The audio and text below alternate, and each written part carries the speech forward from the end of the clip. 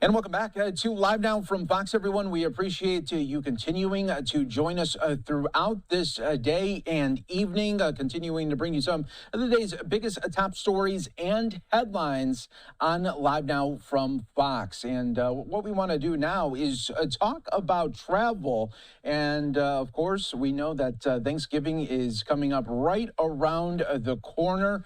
And we want to talk about the big transportation that is making a lot of waves right now, and that has to do with train travel. Amtrak is reporting an increase in riders on its trains, and this comes after thousands of flight delays and cancellations during the government shutdown. So we want to break that all down right now with Fox News' Kailey Schuyler joining us from Boston right now at the South Station. Kailey, what's the crowds look like today? Hey, Mike. Well, it's been pretty busy all day. There's been a steady stream in and out really for the whole afternoon. And when we're talking about holiday travel, while more people will still travel by car or by taking a plane, AAA is predicting that around 2.5 million people will take a train, a bus, or even a boat this holiday season. That's up 9% from last year. And writers here say they certainly have seen an influx of people.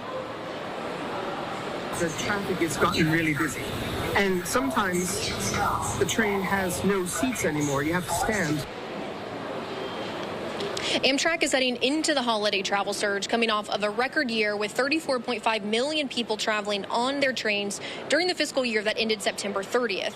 Amtrak says it's all part of a steady upward trend for U.S. train travel, especially on long-distance routes out west. But traveling by train doesn't mean you're immune to the occasional hiccup. You can still face weather delays, signal failures, and station congestion. And travel experts say people may be surprised by the price tag. Train travel get more expensive. I think, Amtrak has fully dynamic pricing now.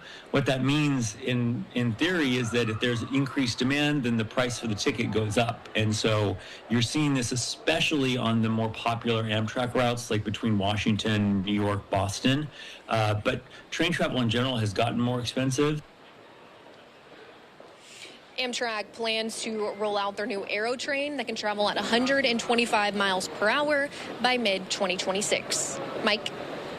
Kailey, thanks so much for joining us. Their great breakdown to see what travelers are going to be doing, not only this holiday season, but maybe beyond as well. Kailey Schuyler, always great to have you here on Live Now from Fox. All right, let's continue to talk about this. Look at the numbers that Amtrak put out there as a record number of Americans choose Amtrak for reliable, efficient train travel in the fiscal year 25, and that number there, 34.5 million customer trips there, and that's a 5.1 increase over fiscal year last year, an all-time record. So let's continue to talk about this, bring in our next guest to help break that down. Charles Passy with Marketwatch. Great to have you on here, Charles. And is this just, what we're seeing maybe from the government shutdown, or is there something a little bit more to this? People want a different way to travel.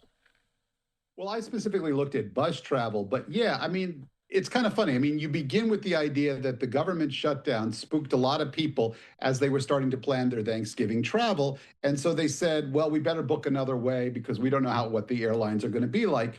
And led many of them to trains, but it also led a lot of them to buses, which is a mode of transportation I think a lot of us don't think about.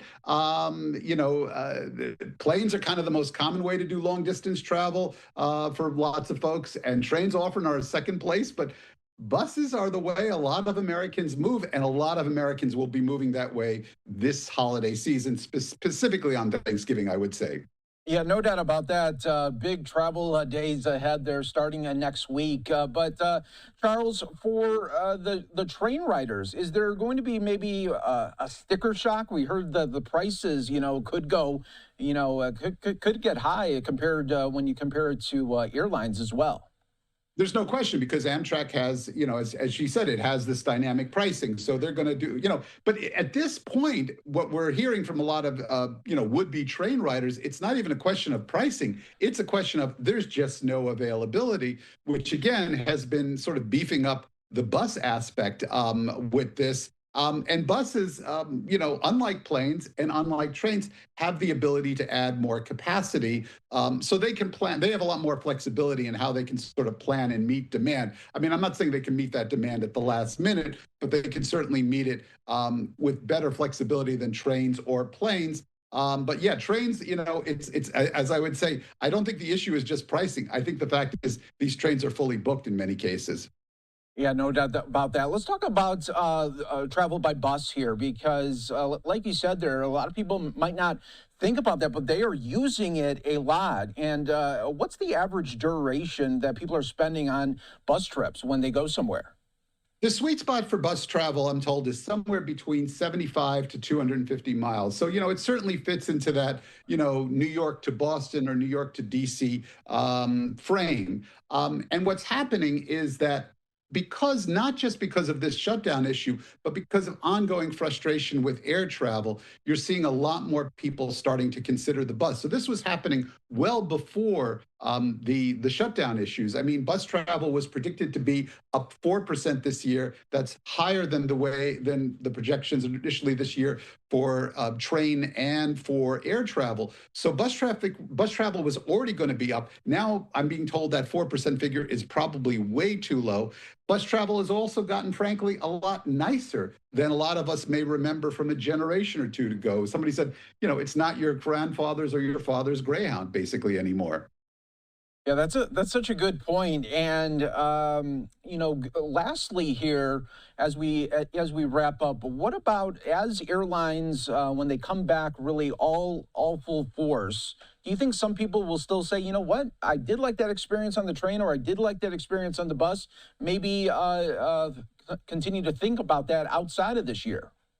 I mean, that's spot on. I mean, this is a big moment for these other forms of travel. I mean, think of this Thanksgiving as basically a huge marketing moment for them. They can show people who haven't considered these forms of travel for years. Suddenly they're getting on because they were concerned about the shutdown. Suddenly they travel on the bus. Suddenly they travel on the train. And the hope is that they will have a good experience and they will return. But we will see. And who knows, Charles, maybe someone out there wants to create their own planes, trains, and automobiles, the new version 2025. We'll wait and see. Perhaps. I mean, I don't know if they're going to, that's a trifecta that I think a lot of people would rather avoid, but good point. Yes, no doubt about that. Charles Passy, great to have you on here on Live Now from Fox. Always appreciate it. Thanks so much for your input. Thank you.